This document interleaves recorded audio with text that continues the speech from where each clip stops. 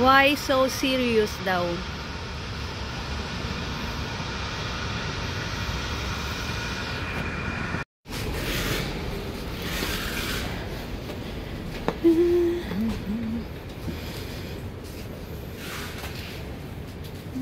Ito, ang ganyan pala yan.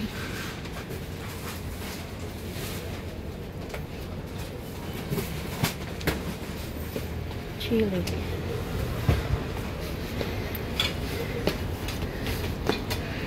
Ayan, good morning mga kababayan. Welcome to my vlog. Pasensya na at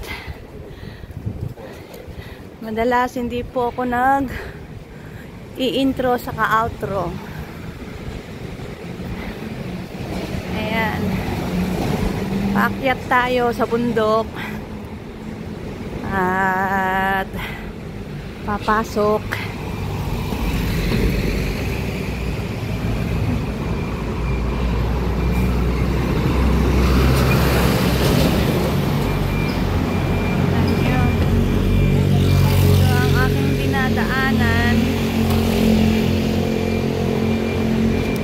Araw-araw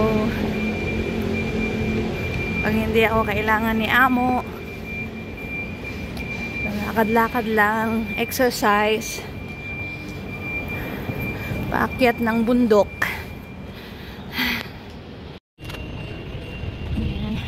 Tuloy-tuloy lang ang lakad.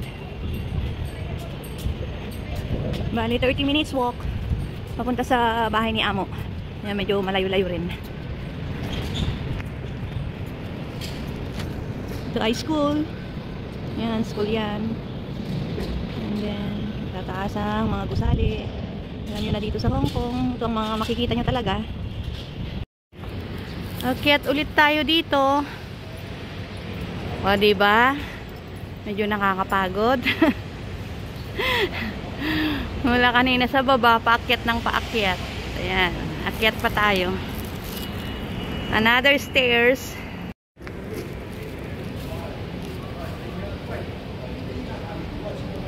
Ganda ng mga arbusali rin dito, iba-ibang design. Yung kanilang terrace. Tapos ayan, ito rin isang eskinita. Nandun yung escalator na lagi kong sinasakyan. So ayan ang makikita natin.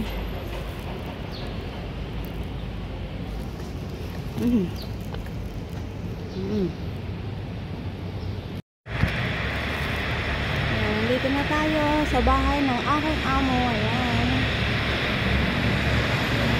O, diba? Taas ng building. Pasok na tayo sa gate.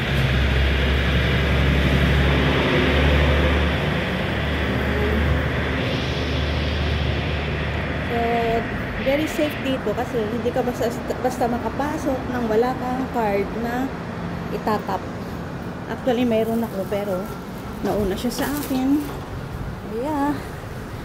So, ganito yung front ng aming building ng aking amo. Hindi pala akin, amin. Kay amo. So, tingnan natin ito.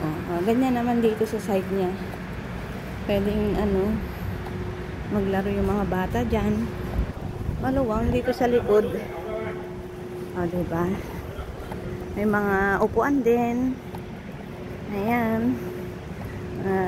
Mamarites ang mga OFW dito.